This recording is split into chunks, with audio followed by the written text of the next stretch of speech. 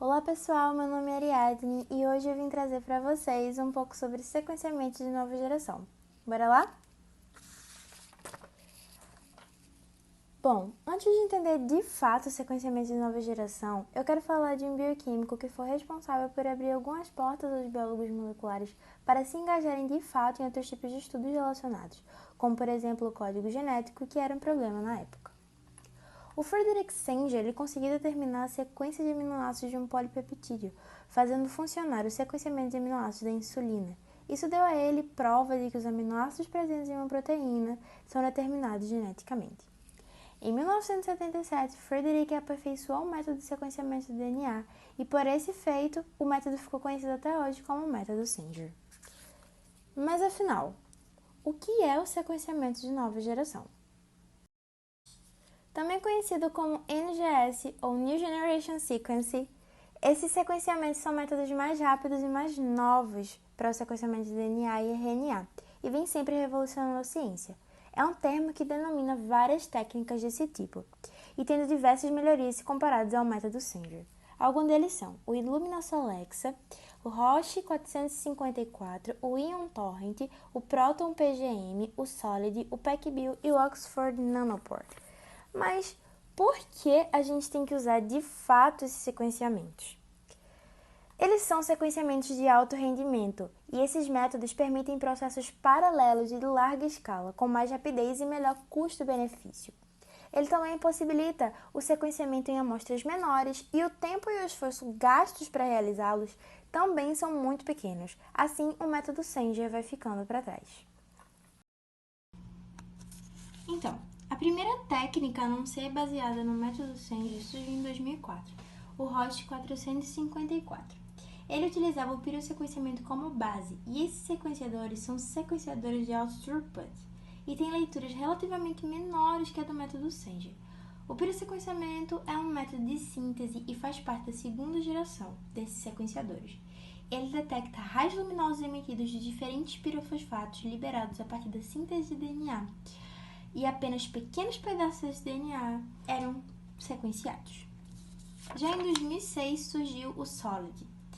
Ele utilizava uma PCR em emulsão com bilhões de fragmentos curtos, seguidos de reações de ligações de nucleotídeos. Um par de nucleotídeos gera um sinal luminoso e, depois de processados, são usados para a reconstrução desses fragmentos. Tudo isso baseado em sequenciamento em ligase de alto throughput também. Um problema apresentado por esse método é que ele realiza leituras muito curtas e regiões de genomas repetitivos são comprometidas por ter dificuldades em fazer a montagem.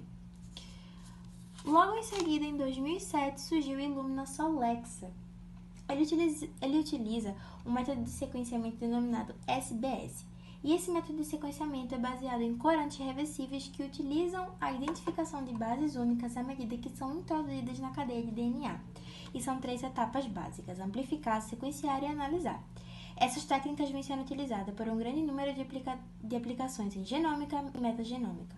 Um problema dessa técnica é o decaimento da qualidade das bases ao longo das leituras.